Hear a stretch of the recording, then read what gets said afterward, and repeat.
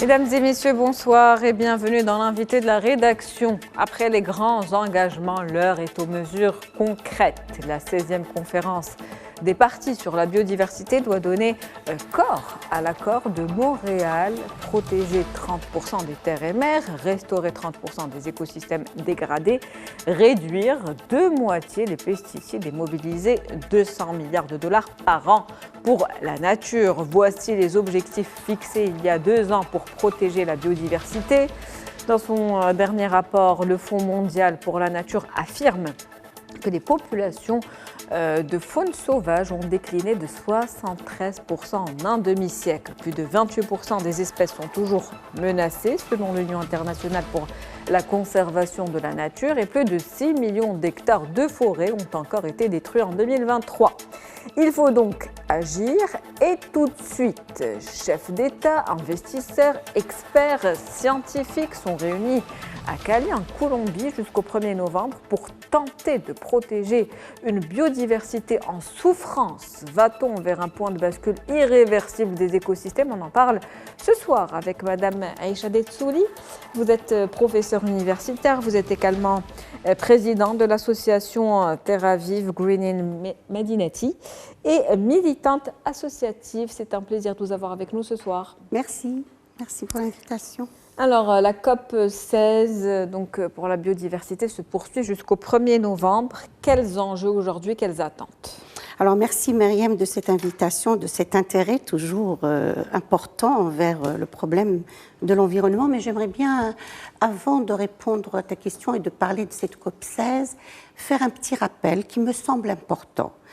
Rappeler d'abord une citation, parce que je pense qu'on n'est pas là que par les techniques, mais aussi on est là pour sensibiliser et passer des messages. Et il y a une citation importante qui est connue à l'échelle internationale, dont l'auteur n'est pas connu vraiment, qui dit que nous n'avons pas hérité la terre de nos parents, nous l'avons juste empruntée à nos enfants. Et que veut dire ce texte-là? Ça veut dire que la terre est une amana entre nos mains, nous autres qui sommes là maintenant, et qu'on doit la préserver, la protéger, la garder en bon état comme on l'a reçue normalement, pour la laisser, la redonner à nos enfants, aux générations futures qui doivent faire de même. Donc la question de la amana ici est très importante et je pense que toute personne sage, responsable, comprend ce que c'est que la valeur de la amana quand on la lui donne pour la protéger, la garder. Et puis j'ai envie aussi de rappeler notre référentiel culturel, religieux, si vous voulez, et qui devrait exister normalement dans toutes les nations. Dieu qui dit dans le Coran, du moins ce qui concerne notre religion, nous avons créé toutes choses avec équilibre, ne détruisez point l'équilibre. Très important l'équilibre. Et quand il parle de l'équilibre, c'est l'équilibre à tous les niveaux, notamment au niveau écologique, au niveau de l'univers, au niveau de la création.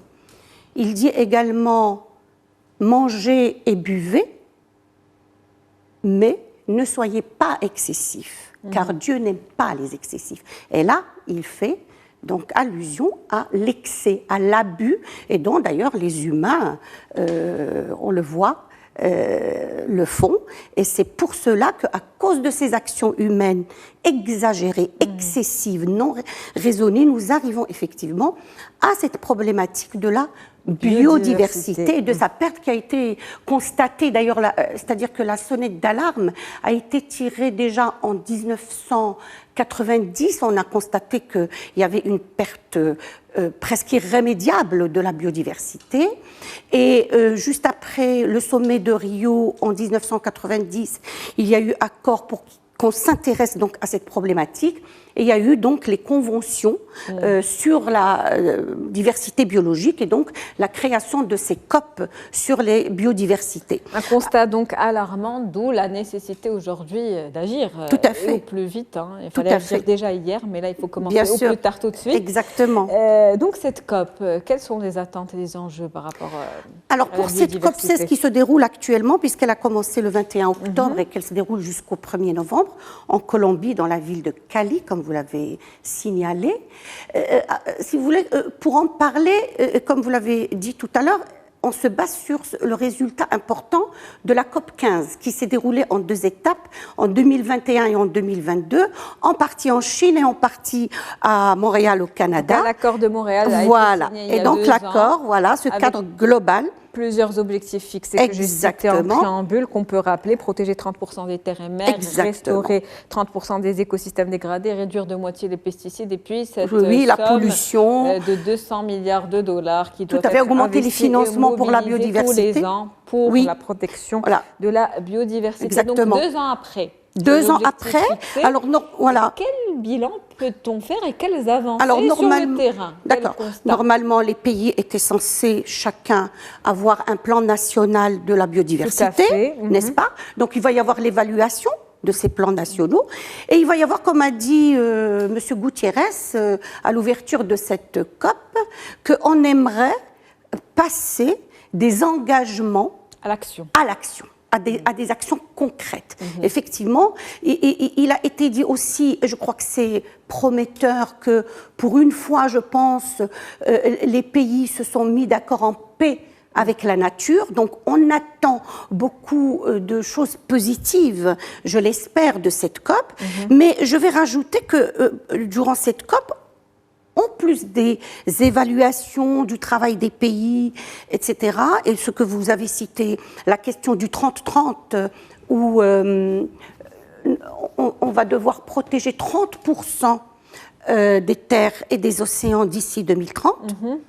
Il y a une chose aussi importante que j'aimerais signaler, c'est que, et pour une fois d'ailleurs on va parler d'éthique et de justice, c'est que ces pays ont reconnu l'importance des peuples autochtones et des communautés locales, et ils ont découvert que ces populations font un travail extraordinaire dans la protection de la biodiversité. Et si nous avons encore des espèces protégées actuellement, c'est grâce à leur savoir ancestral, à leur savoir-faire, à leur connaissance, à leur sagesse. Et donc, dans cette COP, il y a aussi signalé qu'on va faire la reconnaissance de ces peuples autochtones et de leur travail.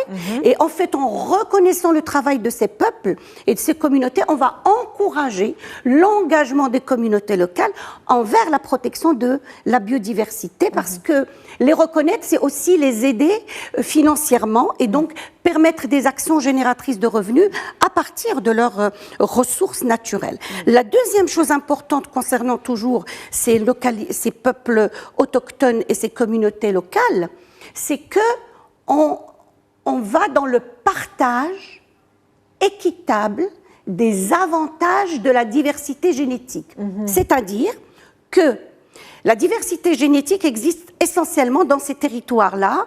Il y a des espèces endémiques qui existent dans les parties du monde où il y a des populations locales qui les préservent, les protègent, parmi lesquelles on va trouver les plantes médicinales, on va trouver des organismes, micro-organismes aussi qui interviennent dans la médication et intéressants pour la recherche scientifique. On va trouver également des animaux et autres qui sont importants. Et alors, qu'est-ce qui se passe? C'est que ces peuples-là et ces pays, c'est des fournisseurs et des producteurs, ils s'en servent dans la médecine traditionnelle, mais ces produits ont été pris par les pays en développement parce qu'ils ont la technologie, la recherche scientifique. Ils les ont développés parce qu'ils les utilisent dans la médecine moderne.